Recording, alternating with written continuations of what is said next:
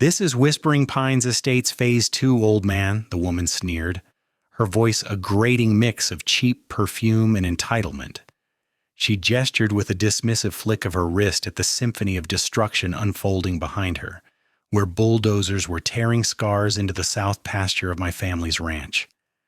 "Your little patch of dirt is now prime real estate. You should be thanking me for raising your property values." Her name, I would soon learn, was Karen, and she was the president of the neighboring Homeowners Association, a title she wore like a general star's, though she had the strategic acumen of a stunned badger. She stood there, a formidable monument to suburban tyranny, clutching a clipboard to her chest like a shield. The clipboard held a sheaf of papers she waved in my face, a supposedly official-looking document declaring the annexation of 100 acres of my land. 100 acres that had been in my family since my great-grandfather drove a stake into this very ground. My eyes scanned the fresh foundations, the stacks of lumber, the beginnings of what looked like a small town being erected on land where my prize-winning cattle were supposed to be grazing. The financial loss was staggering, a gut punch that took my breath away, but it was the sheer, unadulterated gall of this woman, this self-appointed queen of beige siding and manicured lawns, that truly set my blood to a slow, cold boil. She saw the look on my face and mistook it for defeat. "Don't even think about fighting it," she added, her smile a thin, cruel slash. "The paperwork is all filed. It's a done deal. Welcome to the neighborhood." That was the moment the war began, though she didn't know it yet. She thought she'd won, but all she'd done was kick a hornet's nest that had been dormant for too long. If you're watching this and you know the feeling of being pushed to the brink by someone who thinks rules are only for other people, hit that subscribe button and let me know in the comments where you're watching from. I want to hear your own HOA nightmares, because I guarantee what I'm about to tell you will make yours feel like a walk in the park. Now let's get back to how I turned Karen's dream development into her worst possible nightmare. My return to the ranch wasn't supposed to be like this. I'd been gone for 18 months, a necessary but painful absence. My wife, Sarah, had been diagnosed with a rare form of leukemia that required a specialized treatment only available at a clinic in Germany. So I did what any husband would do. I leased out the main grazing pastures to a trusted neighbor, put my life on hold, and focused everything on her fight. I'm a retired Army Corps of Engineers officer, a colonel by the time I hung up my uniform. My life has been about structure, planning, and execution. I build things and I solve problems. For a year and a half, my only mission was Sarah, and we won. She was in remission, weak but alive, and we were coming home. We'd spent the flight planning the quiet life we'd earned. Mornings on the porch with coffee, watching the sunrise over the rolling hills of the ranch, the very same hills my great-grandfather had claimed. The ranch was more than land. It was our history.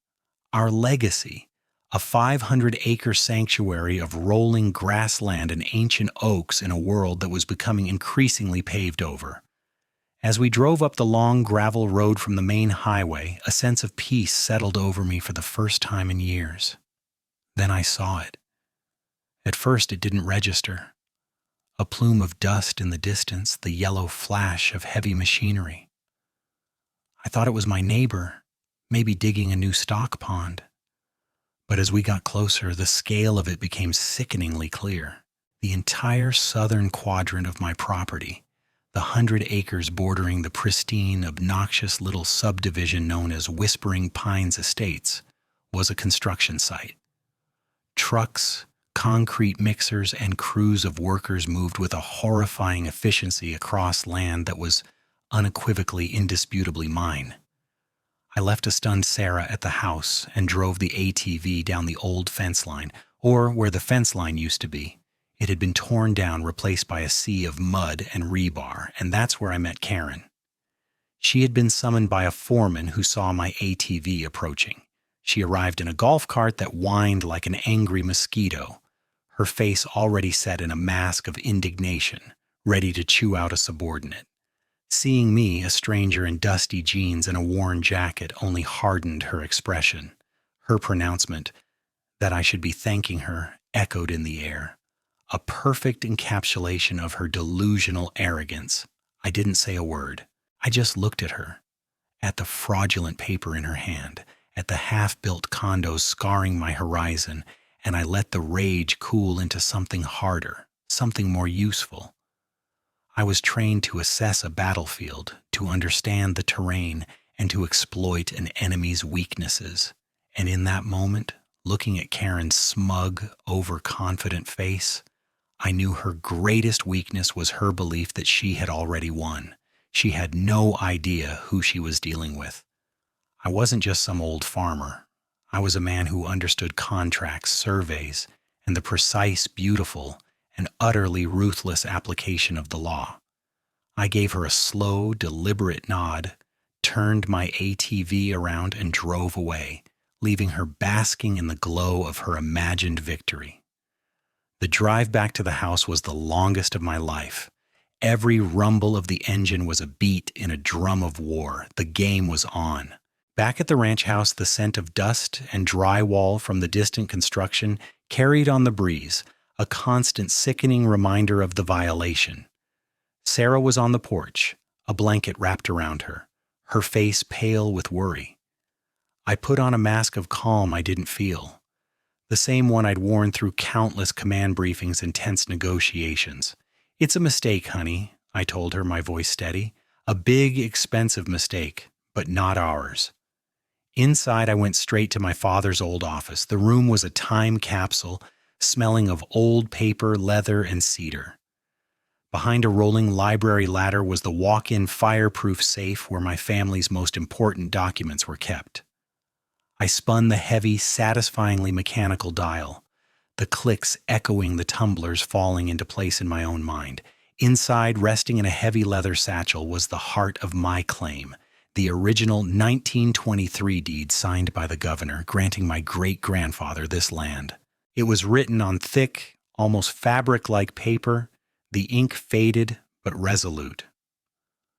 Alongside it were the survey maps, updated every decade, each one meticulously drawn by certified surveyors, documenting the precise boundaries with latitudes, longitudes, and iron markers my father and I had personally checked and maintained. I spread them out on the massive oak desk, the papers covering an area larger than a grown man. The lines were clear, the boundaries absolute. There was no ambiguity. The 100 acres Karen had annexed were as much a part of my ranch as the floorboards beneath my feet. My first call was not to a litigator, but to a different kind of warrior. David Chen, a former JAG officer who had served under my command in Iraq. He'd left the Army to build a boutique law firm in the city that specialized in, as he put it, unscrewing the screwed. David was sharper than a surgeon's scalpel and had the tenacity of a starving wolf. "Jack," he answered, his voice instantly recognizing mine despite the years. "Don't tell me you're calling to finally take up golf." I gave him the short version, the raw facts, stripped of the anger that was still simmering just below the surface. He was silent for a long time. I could hear the faint clicking of his keyboard as I spoke. "Send me everything, Jack," he said finally, his tone shifting from friendly to professional. "High-resolution scans of the deed, the surveys, the tax records, and I want you to go back down there. Not to confront, not to argue, to document. You're a recon officer now. I want photos, video, license plates of every truck, every contractor, names on the side of the equipment, the name of the developer on the big sign they undoubtedly put up. Get me a copy of whatever that woman waved in your face if you can. Do not engage. Do not trespass on their active work zones. Just observe from your property line. Become a ghost." His instructions were a balm to my frayed nerves. It was a mission. I had a protocol. The rage had a purpose now, a direction. It would be channeled into the meticulous, soul-crushing work of documentation. For the next week, that's what I did. I became a fixture on the hill overlooking the construction site. I used a high-powered telephoto lens, the kind used for wildlife photography, to capture every detail.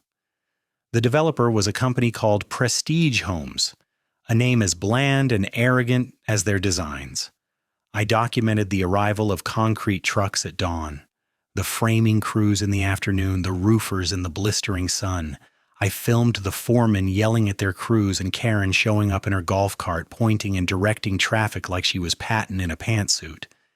I even managed to get a long lens shot of the document she was so proud of.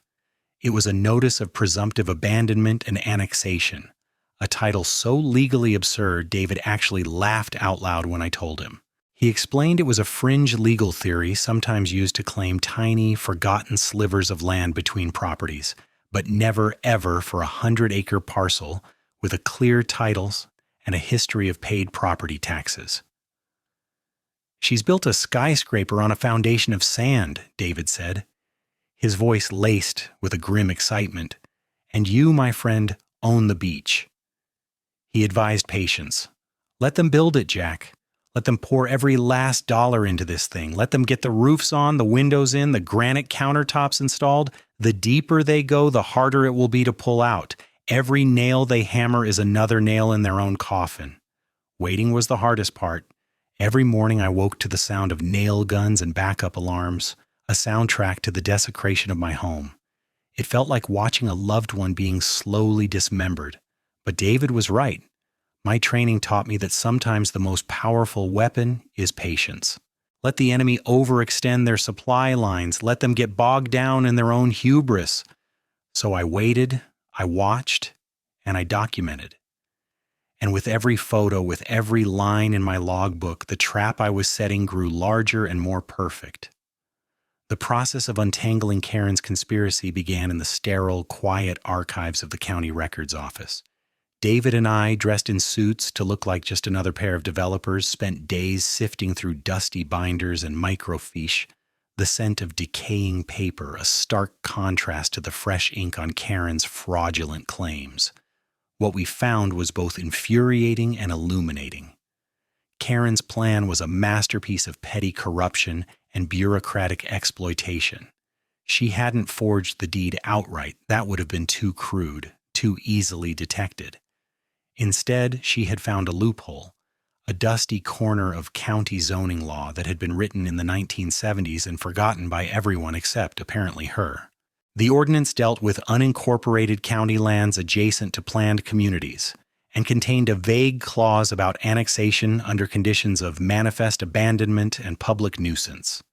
It was intended to allow subdivisions to absorb small, derelict lots that had become dumping grounds or fire hazards. Karen, with a breathtakingly creative interpretation, had decided that my 100-acre south pasture, which I had deliberately kept undeveloped for grazing and conservation, qualified as an abandoned nuisance. The linchpin of her scheme was a man named George Pliant, the recently retired deputy county clerk. George was a mousy, unremarkable man who had spent 40 years in the same office, a walking encyclopedia of obscure regulations. Our digging revealed that George's daughter had recently received a full scholarship to a private university, a scholarship funded by a community betterment grant from a foundation whose sole benefactor was Prestige Homes, the developer. It was a thinly veiled bribe, elegant in its deniability. With George's help, Karen had filed her notice of presumptive abandonment. She had timed the filing perfectly during the 6-week period when the county was transitioning to a new digital records system, a chaotic time when things were easily lost or miscategorized. The public notice, legally required, was published not in the main county newspaper, but in a tiny, short-lived free circular distributed only within Whispering Pines Estates itself, ensuring no one outside her kingdom would see it. She had submitted photos of my pasture during the driest part of late summer, when the grass was brown and dormant, labeling them as evidence of neglect.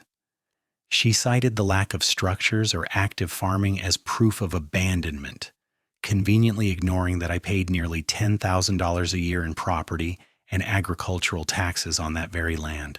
The HOA board, a collection of spineless sycophants she had handpicked, rubber-stamped the proposal without question.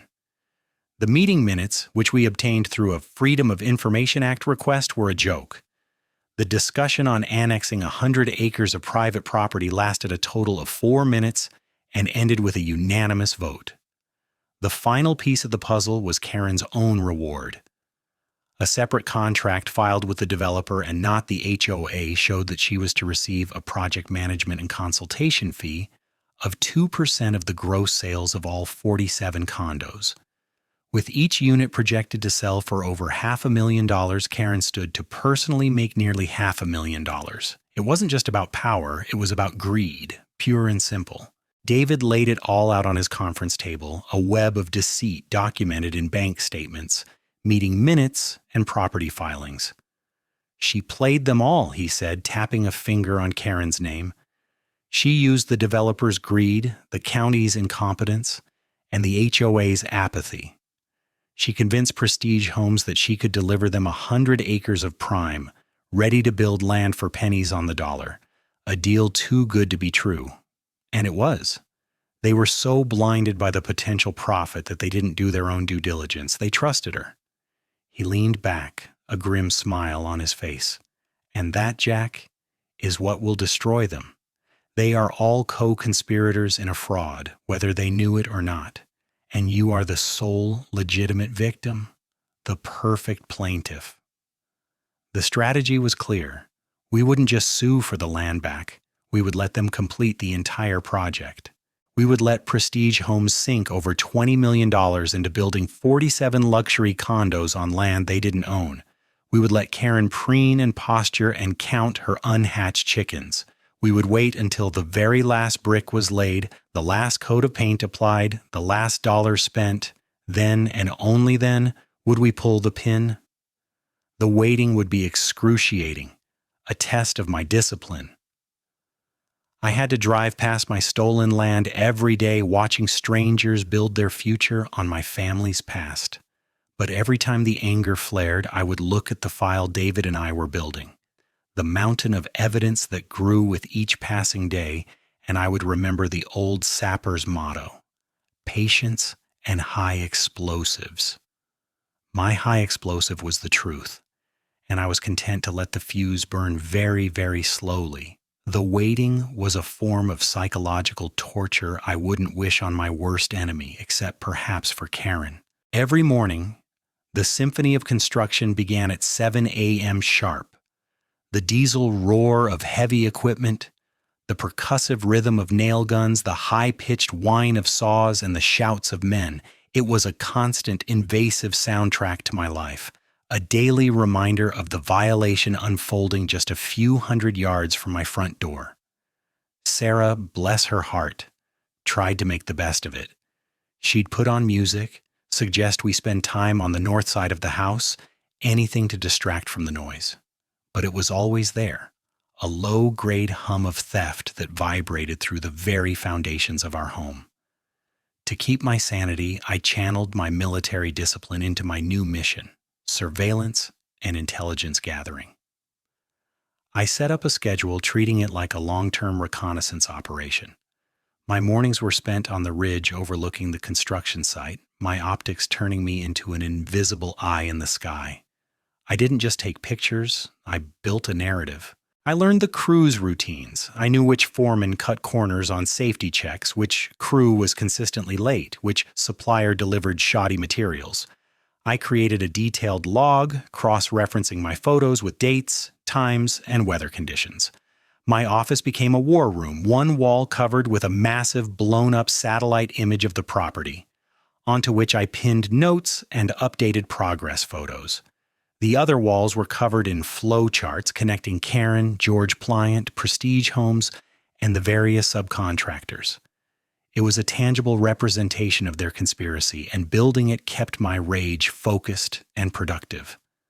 Some days, the desire to act, to drive down there and put a stop to it all, was almost overwhelming. One afternoon, I watched as they bulldozed a small grove of ancient live oaks that had been a landmark on the property for over a century. My great-grandfather had proposed to my great-grandmother under one of them. I felt a physical pain in my chest, a sense of loss so profound it almost brought me to my knees. I gripped the binoculars so tightly my knuckles turned white, and I had to force myself to breathe, to remember the larger strategy. That evening, I called David, my voice tight. "They took down the oaks, David." He was quiet for a moment. "I know, Jack. Document it. Add it to the list of damages. Every single thing they do, every tree they cut, every yard of topsoil they scrape away only increases the price of their folly. Don't let your anger make you reckless. Let it make you thorough." He was right. I started a separate file titled Damages, with subsections for ecological, historical, and sentimental.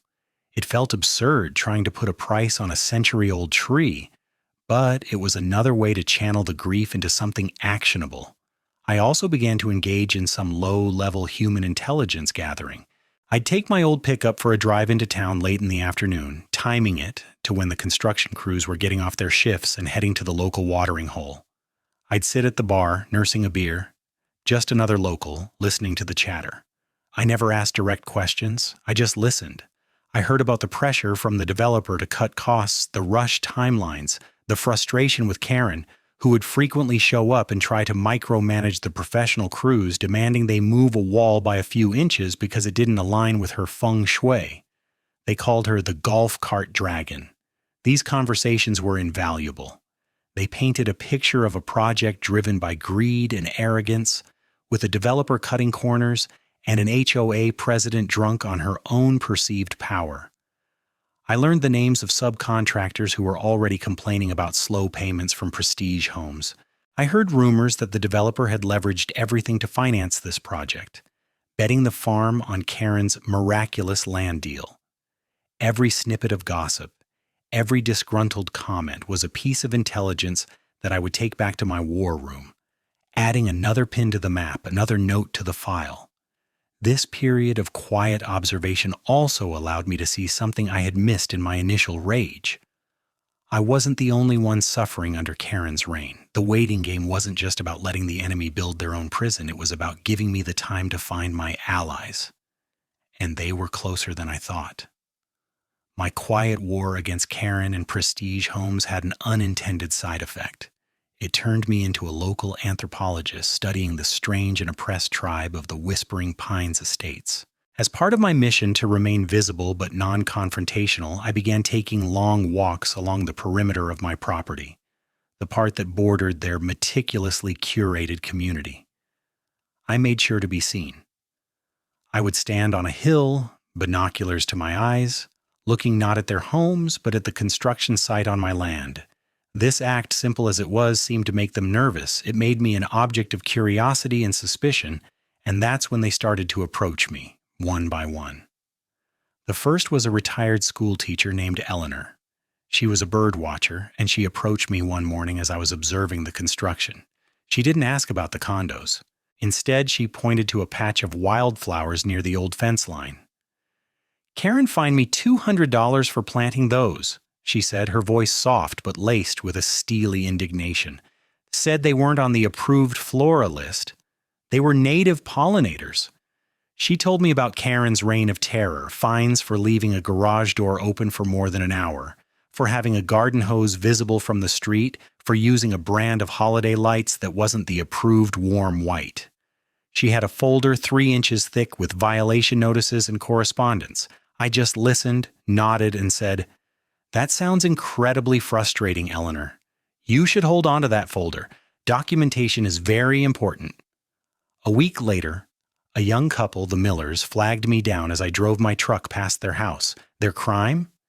They had installed a wooden playset in their backyard for their 2 small children. It was a perfectly normal, tasteful playset, but Karen had deemed it an unapproved permanent structure and was fining them $50 a day until they removed it. They were distraught, on the verge of selling a house they loved because they couldn't afford the fines or the constant harassment. "We just wanted a safe place for our kids to play," Mrs. Miller said, tears in her eyes. Again, I listened.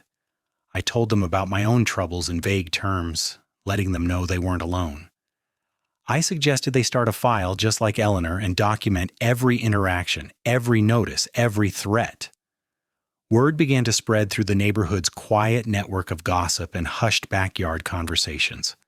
I was the man on the hill, the mysterious landowner who was somehow connected to the massive new development and who seemed to be in a silent standoff with Karen. They started seeking me out. A widower who was fined for his flag being on a pole that was 6 inches too tall.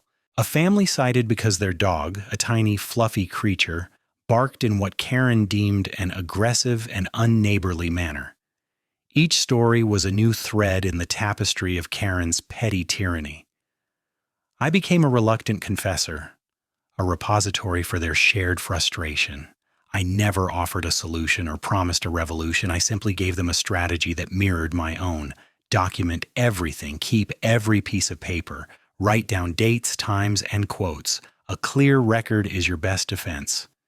It was advice I knew they could use, but it also served my larger purpose. I was building a pattern of abuse case against Karen, brick by brick, fine by fine. David was ecstatic. "This is gold, Jack.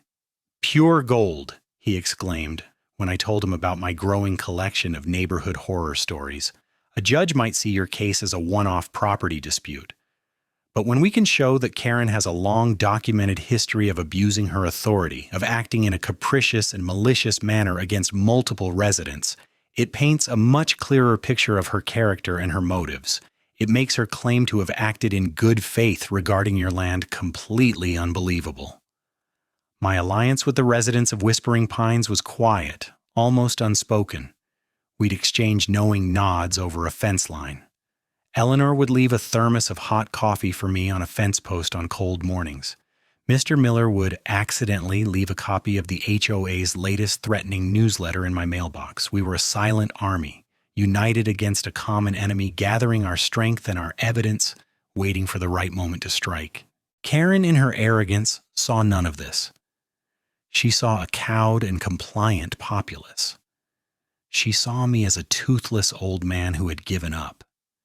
She was so busy looking at the grand palace she was building that she never noticed the foundation was crumbling beneath her feet, eroded by the quiet, collective resentment of the very people she sought to control. Her overconfidence was about to lead her into making her first major tactical error. As the last of the 47 roofs were shingled and the windows were installed, Karen's arrogance swelled to epic proportions. She began touring the construction site like a conquering hero, her golf cart a royal chariot. She saw my continued silent presence on the hill, not as a threat but as an insult, a stubborn old man refusing to accept her glorious new reality. Her patience, a commodity she possessed in vanishingly small quantities, finally snapped. The escalation came in the form of a uniformed sheriff's deputy arriving at my door, a folded document in his hand. It was a temporary restraining order. Karen, in a move of breathtaking audacity, had filed a petition claiming that I was harassing her and the construction workers. The petition was a work of fiction, painting me as a menacing, unstable figure who lurked on the periphery, creating an environment of fear and intimidation. It claimed I was trespassing despite the fact I never once set foot past my own clearly marked property line. It was a classic Karen maneuver. Weaponize the system, play the victim, and paint the actual victim as the aggressor. "She's making a mistake," David said over the phone, a palpable excitement in his voice. "A huge one. She's bringing the fight to us on a battlefield of her choosing. And she has no idea it's a minefield. We're not going to contest the temporary order, Jack. We're going to show up to the hearing for the permanent order and give the judge a little preview of our opening act." The day of the hearing arrived. The courtroom was small and stuffy. Karen was there, flanked by the HOA's lawyer, a slick, overconfident man in a suit that was too tight. She sat with her back ramrod straight, a look of pious grievance on her face. I sat with David, calm and composed, a single thin file folder on the table in front of me. Karen's lawyer went first, painting a picture of a benevolent community leader being tormented by a disgruntled and possibly dangerous property owner. He spoke of safety concerns and the right to conduct business without interference. Karen herself took the stand, dabbing at dry eyes with a tissue as she described my threatening presence. "He just stares," she said, her voice trembling with manufactured fear. For hours. It's unnerving. We don't know what he's capable of. When it was our turn, David didn't call me to the stand. He didn't need to. He simply approached the bench. Your Honor, he began, his voice calm and reasonable. My client, Colonel Jack Armstrong, has indeed been observing the construction on the adjacent property. He has a keen interest in it. You see, the 47 luxury condominiums currently being built by Prestige Homes, under the direction of Ms. Karen Smith and the Whispering Pines HOA, are being built on land that is and has been for the last century owned by my client. He paused, letting the statement hang in the air. A murmur went through the small courtroom. Karen's lawyer jumped to his feet. Objection, Your Honor. This is a hearing for a restraining order, not a property dispute. This is irrelevant. On the contrary, Your Honor, David countered smoothly, it is entirely relevant to the question of who is harassing whom. Ms. Smith is petitioning the court to bar my client from his own property, from which he is observing the illegal construction of millions of dollars worth of structures upon his own land. David then opened the folder and produced a single document, a certified, notarized copy of my original deed. He handed it to the clerk, who passed it up to the judge. The judge, a stern-looking woman with sharp eyes, studied the document for a long moment. She looked at the deed, then looked at Karen, then back at the deed. She took off her glasses and rubbed the bridge of her nose. Ms. Smith, the judge said, her voice dangerously quiet. Is it your assertion that you have a superior claim to this property than the one documented in this deed from 1923? Karen, for the first time, looked flustered. Her lawyer whispered frantically in her ear. Well, Your Honor, she stammered, we filed an annexation based on abandonment. The judge cut her off. I am looking at a clear, unbroken chain of title and records indicating that Colonel Armstrong has paid property taxes on this parcel every single year. The petition for a permanent restraining order is denied. She slammed her gavel down. And Colonel Armstrong, she added, looking directly at me, while this court recognizes the potential validity of your claim, which is not the matter before me today, I am ordering you not to interfere with the ongoing construction. Any dispute over the property itself must be settled in the proper venue. It was a masterstroke. The judge had thrown out Karen's ridiculous claim, but her order not to interfere was the greatest gift she could have given me. It was a judicial instruction to continue my strategy of passive observation. Karen and her lawyer, completely misreading the room, interpreted this as a partial victory. They had failed to get the order, but the judge had told me to back off. They saw it as a stalemate. They scurried out of the courtroom, whispering to each other. They had no idea that the judge had just handed me the legal cover to sit back and watch them finish building my 47 new condominiums. The trap was now not only set, but it was sanctioned by the court. The judge's ruling was the green light we'd been waiting for. It was a subtle but significant turning point. In denying Karen's restraining order while simultaneously ordering me not to interfere, the court had, in effect, created a legally protected space for my enemies to complete their folly. They were now building their monument to greed under the watchful eye of the law, and I was under judicial order to let them. It was poetic. The weeks that followed were a blur of finishing touches. The construction sounds changed from the raw power of framing and concrete to the more refined noises of finished carpentry, painting, and landscaping. Trucks delivered load after load of sod, which was rolled out like a green carpet over the scars in my land. Teams of landscapers planted neat rows of non-native shrubs and ornamental trees, a sterile corporate vision of nature. Prestige Homes erected a massive, ostentatious sign at the entrance to the new development. The villas at Whispering Pines, luxury living starting in the low 500s. They held a grand opening event, complete with a catered lunch, balloons, and a string quartet playing Vivaldi. Karen was the guest of honor, cutting a red ribbon with a pair of oversized golden scissors. She gave a speech, her voice oozing with self-congratulation about her vision and her dedication to improving the community. I watched the entire spectacle from my hilltop perch through my binoculars, a grim smile on my face. Sarah stood beside me, her hand on my arm. "Are you sure about this, Jack?" she asked quietly. "They're selling them. People are putting down deposits. Real families." Her question cut through my strategic coldness. For a moment, I felt a pang of doubt.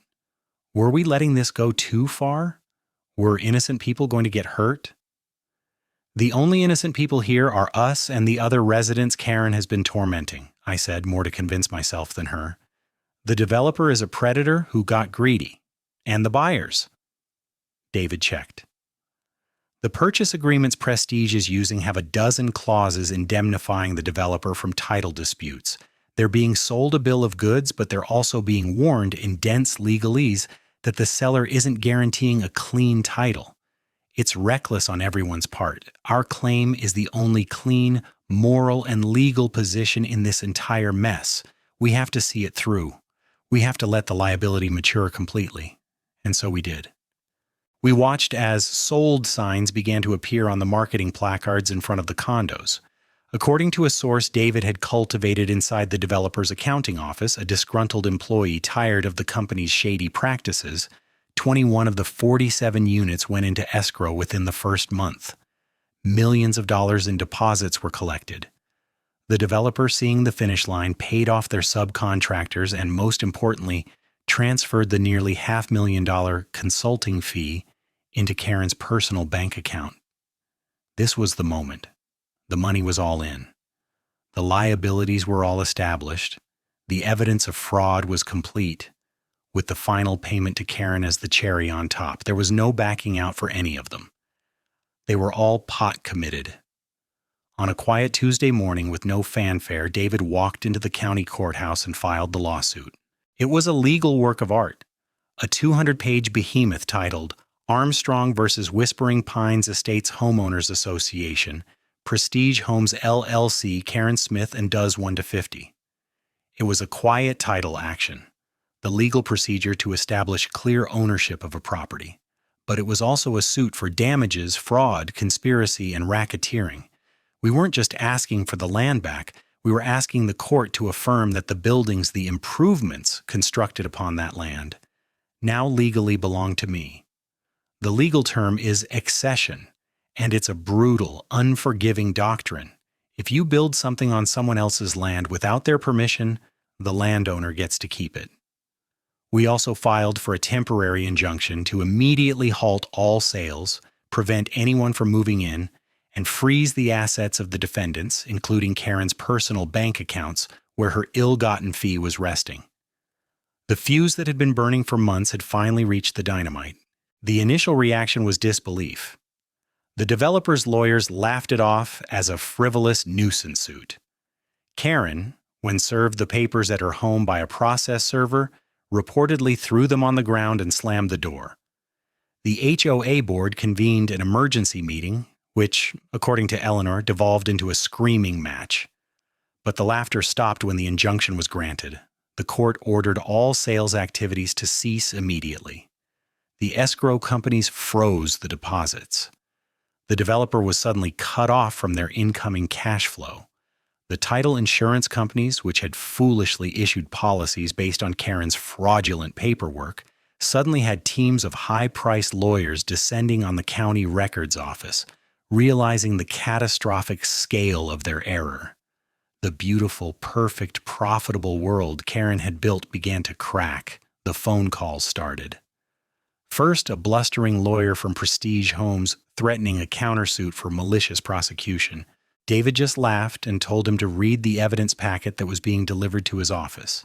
Then a call from the HOA's counsel, more conciliatory, suggesting we could work something out. The time for working something out, David told him coldly, was before your client conspired to steal 100 acres of my client's land. The quiet, methodical patience had ended. The shock and awe campaign had begun. The courtroom for the main hearing was a world away from the small, stuffy room where the restraining order had been debated. This was the main event, held in the largest ceremonial courtroom in the county, a grand wood-paneled hall designed to convey the gravity of the law. And it was packed. On one side sat the developer's legal team, a row of at least 10 expensive suits from a top-tier corporate firm. They had flown in from the city, their faces a mixture of professional confidence and barely concealed annoyance at having to deal with this provincial dispute. Next to them was the HOA's lawyer, looking pale and out of his depth. And next to him sat Karen. She was dressed in a vibrant, floral print dress, a bizarrely cheerful choice for a woman facing financial and social ruin. Her face was a mask of defiant indignation, as if she were the one being wronged. On our side, it was just me and David. We didn't need an army of lawyers. We had something better: the truth. The gallery was a standing room-only collection of all the players in this drama. The worried-looking executives from Prestige Homes, the entire HOA board, who now looked at Karen with expressions of open hostility. The title, insurance underwriters, wringing their hands. The prospective condo buyers, their dreams of luxury living turning into a legal nightmare. And scattered throughout the crowd were my allies, Eleanor, the Millers, and a dozen other residents of Whispering Pines, there to bear silent witness. David's opening statement was a masterclass in understated destruction. He didn't shout or posture. He simply walked the judge through the narrative step by methodical step, projecting our evidence onto a large screen for the entire court to see. He started with the 1923 deed, its elegant script and official seals filling the screen. He then showed the unbroken chain of title, decade by decade, a perfect, unblemished history of ownership. He displayed the certified surveys, the property tax receipts showing decades of payments made by my family. "This is the foundation, Your Honor," David said, his voice calm and steady. "The bedrock of property law. A clear, undisputed title." Then he moved to the fraud. He projected Karen's notice of presumptive abandonment, and the courtroom was filled with a low murmur as people saw the flimsy legal theory upon which millions of dollars had been spent. He showed the publication notice from the obscure HOA circular. He displayed the bank records of the scholarship paid to the county clerk's daughter, followed by the clerk's convenient retirement. The developer's lawyers began whispering furiously to each other. Their confident expressions were gone, replaced by a growing horror. The climax of David's presentation was a side-by-side comparison. On one side of the screen was a photo of the nearly $500,000 check from Prestige Homes to Karen for her consulting fee. On the other side was a flowchart, a complex web of arrows and boxes showing the flow of money and influence, with Karen at the center, connecting the developer's greed to the county's corruption. It was the conspiracy, laid bare for all to see. Mrs. Smith did not act in good faith, David concluded. She acted out of greed and a lust for power. Prestige Homes did not act with due diligence. They were blinded by a deal that was too good to be true, and they failed in their most basic professional responsibility to verify the title of the land they were building on. The Whispering Pines HOA, through its board, was willfully negligent, allowing its president to embark on a reckless and illegal scheme. My client, Colonel Armstrong, is the only innocent party here. He was away caring for his sick wife, and he returned home to find his family's legacy being systematically destroyed based on a web of lies. We are asking the court not only to affirm his ownership of the land, but to apply the legal doctrine of accession. The defendants chose to build on land that was not theirs. They rolled the dice, and they lost. The improvements they constructed, the 47 condominiums, now belong to my client, free and clear. He then called his first witness, not me, not an expert surveyor. He called Eleanor, the retired school teacher. He had her detail her experience with Karen, the fines for planting wildflowers, the constant harassment. Then he called the Millers, who told the story of the playset. One by one, he called a half-dozen residents of Whispering Pines to the stand. The developer's lawyers repeatedly objected, "Irrelevant, Your Honor," but the judge allowed it. This goes to the character and pattern of behavior of the defendant, Ms. Smith, the judge ruled each time. It speaks to her interpretation and application of rules and authority. The objection is overruled. With each witness, the narrative shifted from a simple property dispute to a story of systemic abuse of power, with the land grab as its ultimate expression. Karen squirmed in her seat, her face turning from defiant to blotchy red. She was being unmasked, not just as a fraud, but as a petty tyrant in front of the entire community she claimed to lead. The developer's lead attorney, a man who probably billed $1,000 an hour, looked like he wanted to be anywhere else on earth. His case had just evaporated. He wasn't just defending a contract, he was defending a villain. And the show was only just getting started. The judgment came down 2 weeks later, but the outcome was never in doubt after that first day in court. The developer's high-priced legal team, after seeing our evidence, had shifted their strategy from defense to damage control. Their cross-examinations were listless, their arguments hollow. They knew they were sunk. Their fight was no longer with me. It was with their own client and the insurance companies who were about to deny their massive claims. The judge, in his written ruling, was scathing. He didn't just find in my favor, he systematically dismantled the defendant's entire case, calling their actions a shocking campaign of deceit, arrogance, and willful disregard for the law. The language was so harsh it was clear he intended to make an example of them. The first and most important part of the ruling was the quiet title action. The court affirmed that my title to the 100-acre parcel was absolute and unimpeachable. The fraudulent annexation was declared null and void from its inception. Then came the bombshell, the part that made the entire courtroom gasp when it was read aloud. The judge fully embraced the doctrine of accession. He ruled that because Prestige Homes had acted in bad faith, building on land they should have known was not theirs, the permanent structures they erected, all 47 luxury condominiums, the paved roads, the landscaping, the entire infrastructure, were now my property. Mine. Free and clear, with no compensation owed to the developer. The estimated value of this improvement was over $20 million. A wave of sickness and despair washed over the faces of the Prestige Homes executives.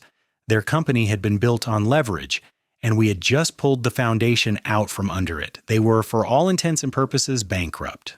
The judge wasn't finished. He ruled that Karen, the HOA, and Prestige Homes were jointly and severally liable for fraud. He ordered them to pay me punitive damages for the emotional distress and the destruction of my property's natural state, including the century-old oaks. But the real carnage was in the cross-claims. Prestige Homes, now facing annihilation, had filed a furious lawsuit against Karen and the HOA for fraudulent misrepresentation and breach of contract. The HOA's directors and officers insurance carrier, citing the willful and malicious acts of the board president, had issued a denial of coverage letter, leaving the HOA and its members completely exposed. The judge ordered the immediate seizure of Karen's assets to satisfy the judgments, including the $500,000 consulting fee that was still sitting in her bank account, now frozen. The fallout was apocalyptic, a financial firestorm that swept through Whispering Pines estates. The HOA, now facing millions in liability to both me and the developer, had no choice but to levy a special assessment. Every single homeowner in the community was hit with a one-time bill for over $50,000 due immediately to cover the legal costs and damages. It was a ruinous sum that would bankrupt many of the families living there. The community Karen had claimed to be improving was now financially devastated, its residents turning on each other and most of all on her. An emergency HOA meeting was held in the community clubhouse. According to Eleanor, who gave me a detailed play-by-play, it was a scene of pure pandemonium. Karen tried to take the podium to defend her actions, but she was shouted down. The same board members who had blindly followed her now pointed fingers and screamed accusations. She was stripped of her presidency in a unanimous vote, a public shaming that was only the beginning of her troubles. The district attorney, prompted by the judge's ruling and a flood of complaints, had opened a criminal investigation into her for real estate fraud and conspiracy. The buyers who had put down deposits on the condos were in their own special kind of hell. Their money was tied up in escrow, and while they would eventually get it back, their dream homes had vanished, and they were now potential witnesses in a massive fraud case. The final symbolic act of Karen's downfall came a week later. I was sitting on my porch, drinking coffee and looking out over my newly acquired, bizarrely developed pasture, when a sheriff's department tow truck rumbled down the road into Whispering Pines. It stopped in front of Karen's house. As part of the civil asset seizure, they were repossessing her prized possession, the luxury SUV she used to flaunt her status. I watched through my binoculars as she argued with the deputies, her face contorted in a mask of rage and disbelief. The rules, for the first time in her life, were being applied to her, and she couldn't stand it. They loaded the car onto the flatbed and drove away, leaving her standing on the curb, a queen deposed, her kingdom in ruins around her. It was a quiet, satisfying moment, a small victory in a long war. The real question, however, now loomed before me, as vast and complicated as the 100-acre parcel itself. I was now the owner of 47 empty luxury condos. What in the world was I going to do with them? The days following the judgment were surreal. I would walk the newly paved streets of my accidental subdivision, a ghost in my own machine. The place was pristine, silent, and soulless. The manicured lawns were starting to grow a little shaggy. A few of the sold signs had blown over in the wind. It was a multi-million-dollar ghost town, a monument to greed that had been handed to me like a winning lottery ticket I never bought. The obvious and most profitable solution was to simply become a landlord. I could rent or sell the units and become wealthier than I ever imagined. David pointed this out, showing me spreadsheets of potential revenue streams that were truly staggering. "You could retire to a private island, Jack," he said, only half joking.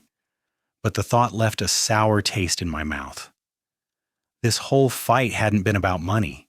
It had been about justice, about defending my family's legacy from a predator. To turn around and profit from the very structures that represented that violation felt wrong, like a betrayal of the principle I had fought for. It would make me just another developer. Sarah and I spent many evenings on the porch, wrestling with the question. We looked out over the rolling hills of the ranch, now punctuated by the angular roofs of the villas at Whispering Pines. It was an ugly scar, but it was a scar we now owned. "This all started because of my illness," Sarah said one evening, her voice thoughtful. "Because we had to leave. What if we could use this place to help people who are in a similar situation, people who need a safe, stable place to rest and recover?" The idea was like a seed planting itself in fertile ground. It began to grow, to take shape. My mind, trained for logistics and problem solving, started to churn. This wasn't a burden. It was an opportunity. A massive, fully equipped, brand new resource that had fallen into my lap. My next calls were not to real estate agents, but to my old network from the Army. I called a buddy who ran a national veterans housing charity. I called another who specialized in converting military facilities for civilian use. I called my old JAG colleague, David, and told him to start researching the legal framework for establishing a nonprofit foundation. The plan came together with the speed and precision of a military operation. We would not sell the condos. We would not rent them for profit. We would repurpose them. We decided to divide the 47 units into 3 distinct uses. The first block of 15 condos would be offered as transitional housing for homeless veterans, managed in partnership with the national charity. These were men and women who had served their country and fallen on hard times. They needed more than a roof. They needed a stable, supportive community where they could get back on their feet. The condos, with their full kitchens and multiple bedrooms, were perfect. The second block of 15 units we set aside for a new purpose: medical recovery housing. We partnered with a major regional hospital to offer these homes at little to no cost to families who had to travel for long-term medical care, just as Sarah and I had. They could have a private, comfortable space to live, away from the sterile environment of a hospital or the expense of a hotel, while their loved ones received treatment. The third block of 17 units would form the heart of our new community. We offered 2 of them at a symbolic price of $1 to Eleanor and the Millers, the first 2 people who had trusted me. Their joy and relief were more rewarding than any sales commission. We converted several other units into community facilities, a physical therapy center, a workshop for vocational training, a community dining hall, an office space for counselors and social workers. We kept 1 condo for ourselves, a small 1-bedroom unit, as an on-site office and occasional residence. The main ranch house would remain our home. The transformation was incredible to watch. The silent, sterile ghost town slowly came to life. The sound of children's laughter replaced the whine of saws as the Miller kids played on their now sanctioned play set in a massive new backyard. Veterans, at first quiet and withdrawn, began to form friendships, working together in the community garden we planted where Karen's ridiculous Phase 3 was supposed to go. Families facing medical crises found solace and support from others going through the same thing. The final act was symbolic. We tore down the ostentatious Villas at Whispering Pines sign. In its place, we erected a simple, elegant sign carved from a piece of oak salvaged from the trees they had cut down. It read, "The Armstrong Legacy Ranch, a community for veterans and families." One afternoon, months later, I was standing on my porch looking out at a site that was finally starting to feel right. The condos were no longer a scar. They were part of a new landscape, one defined by healing and purpose. In the distance, I saw a moving truck pulling away from Karen's old house. It had finally been sold in a foreclosure auction. Her reign was officially over. I felt no joy, no triumphant gloating, just a quiet sense of closure. She was a footnote, a catalyst for something far greater than her petty ambitions. My neighbor, the one who had leased my grazing land, came over to look at what we had built. He shook his head in amazement. "You know, Jack," he said, "any other man would have bulldozed the whole damn thing, or sold it off and moved to Tahiti." I looked at the veterans working in the garden, at a young mother pushing her child on a swing, at Eleanor tending to her now approved wildflowers. "This was never about the buildings," I said. "It was about the land. And the land is finally being used for what it was always meant for, supporting a community. The victory wasn't in the courtroom or the bank account. It was here, in the quiet, steady work of turning an instrument of greed into an engine of grace. It was the ultimate revenge, not destruction, but transformation. We had taken Karen's ugliest creation and made it beautiful.